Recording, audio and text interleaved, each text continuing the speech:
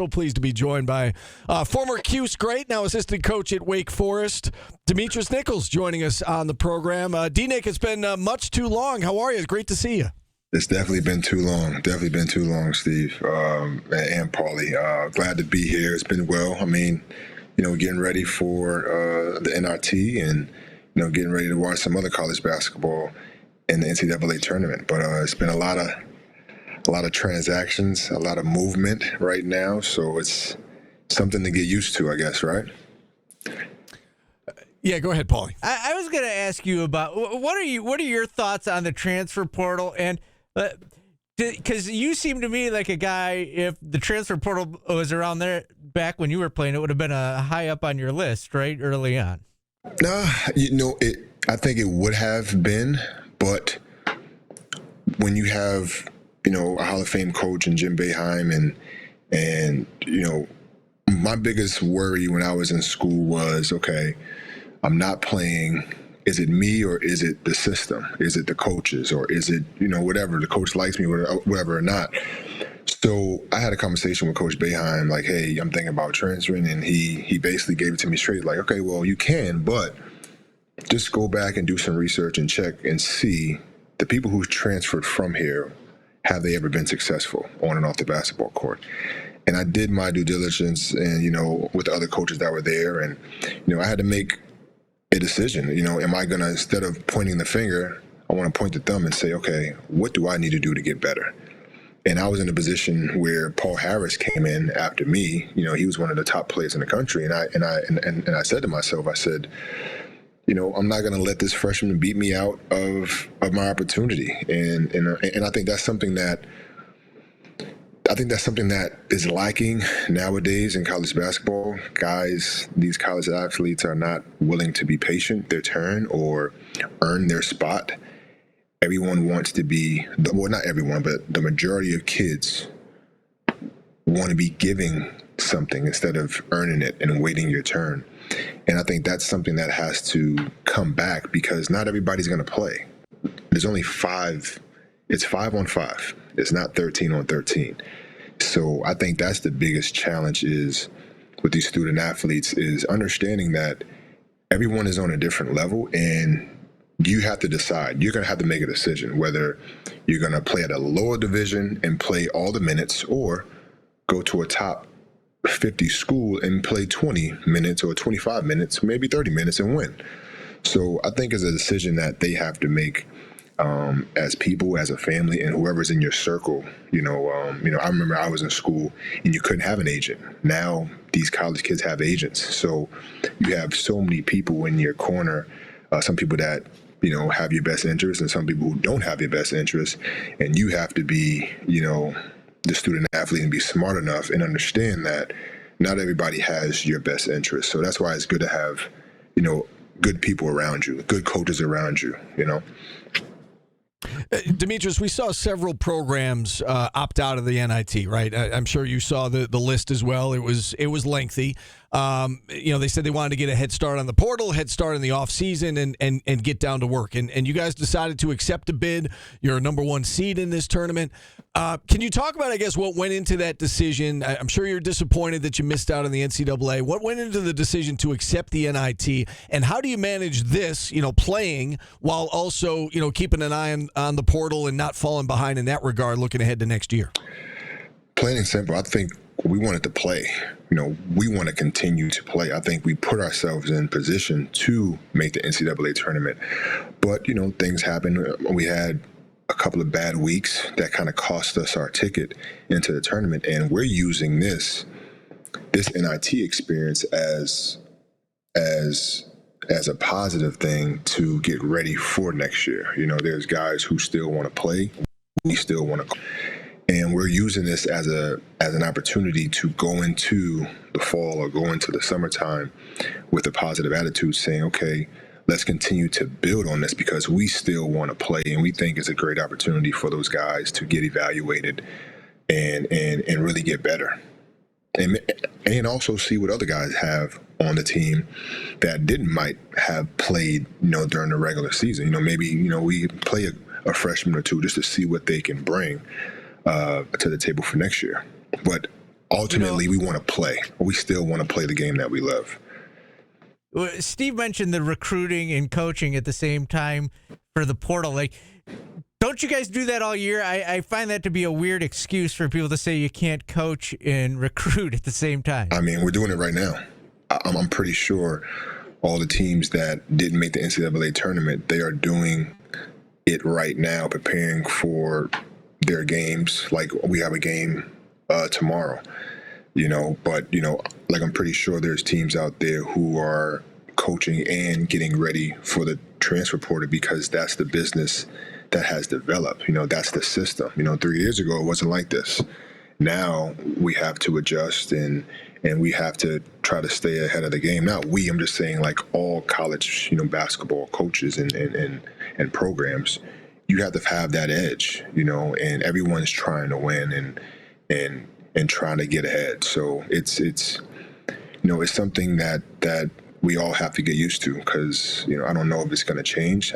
I think there's still needs to be some type of structure around it, because it is kind of hectic. We can't, as fans of basketball, we can't even enjoy preparing for our NCAA bracket, who's going to win or who's going to go to the Final Four, because of the transfer portal and how many teams or how many players are putting their name in the transfer portal. So it's hard to focus on the NCAA tournament with all the transfer stuff going on.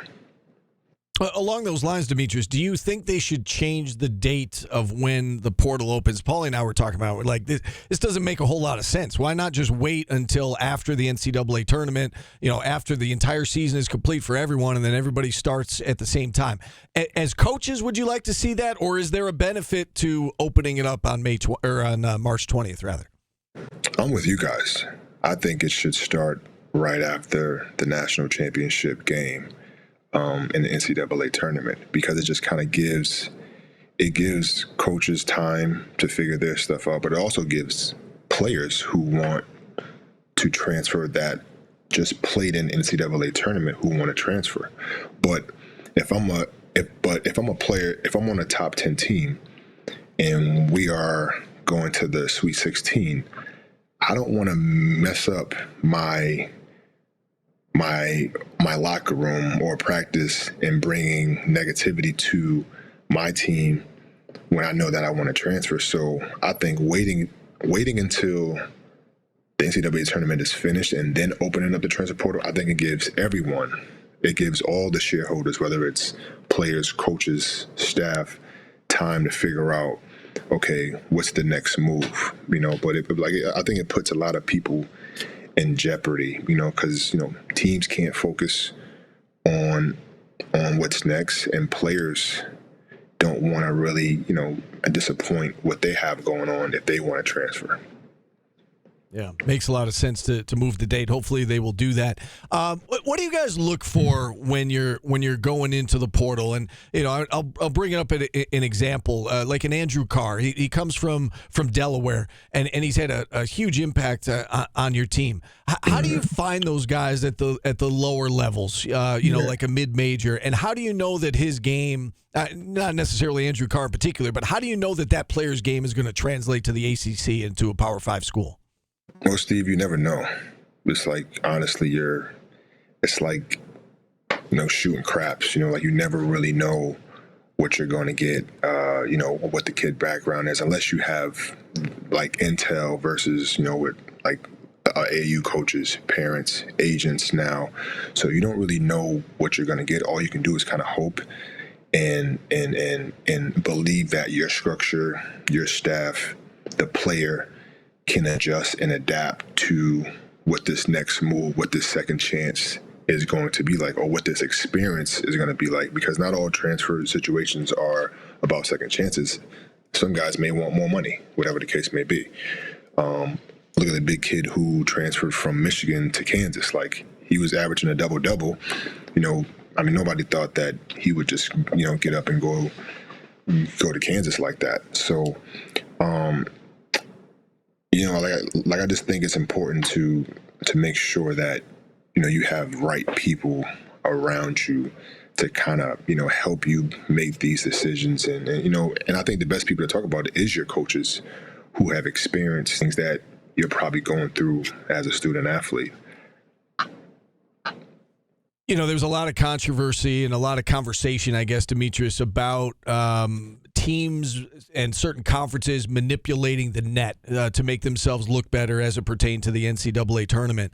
And there was this, national perception around the ACC that, well, the ACC is down and, look at their net rankings and look at the Big 12. Yeah. And the Big 12 it's got all these teams.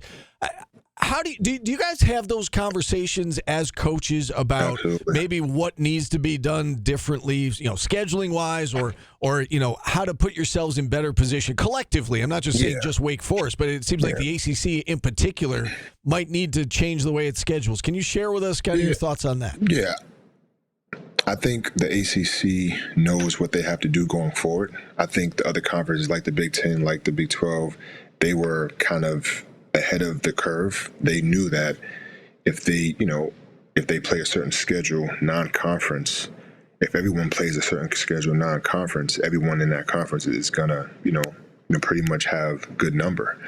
And I think, other teams, other conferences will copycat that and, put themselves in a position to be successful in the long run because, we're a team that, we're plus 20 wins. I mean, granted, we've lost a lot of home games, but, we had a pretty good net, and, one loss can bring you up 10, can bring you down 10.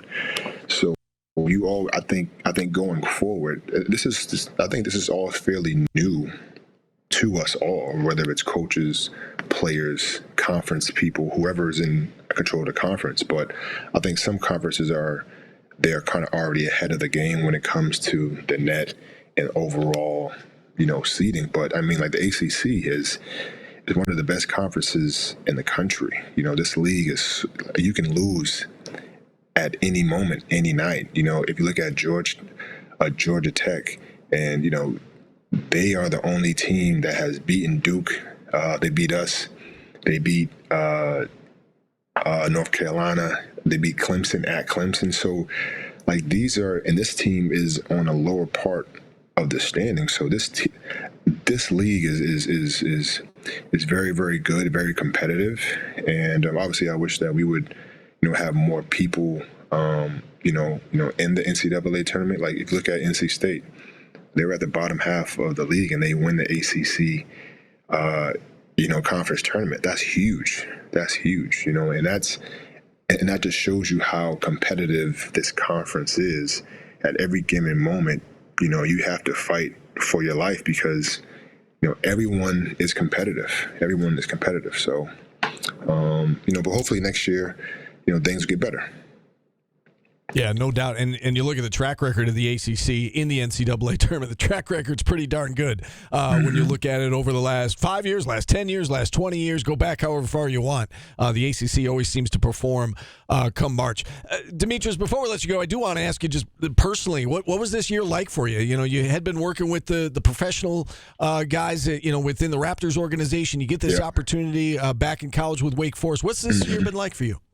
It's been great. I mean, it's been a great opportunity. Steve Forbes has allowed me to be myself and to lead and to help these guys on and off the basketball court to the best of my ability. I've learned a lot as a young coach, and you can learn something new every day. Like I'm learning something new every day. But me personally, it has been, a process, and a lot of people don't really talk about this as much, but the transition from playing basketball to jumping into another career is such a challenge, and it's, you're always trying to figure out, what's the next best step for you and your career and your family.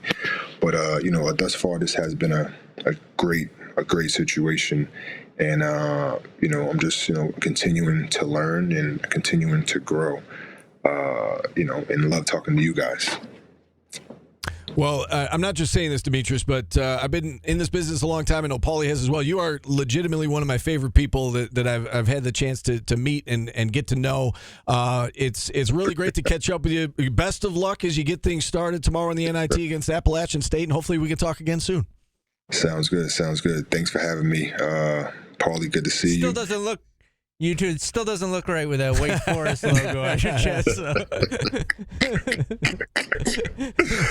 That's funny. That's funny. I hear you. I hear you talking. I hear you, Paulie. I hear you. I hear you. I hear you. You know how it goes. Continued success to you, though. It's great to see you. Be well, and good luck during this NIT. I appreciate you guys. Stay in touch.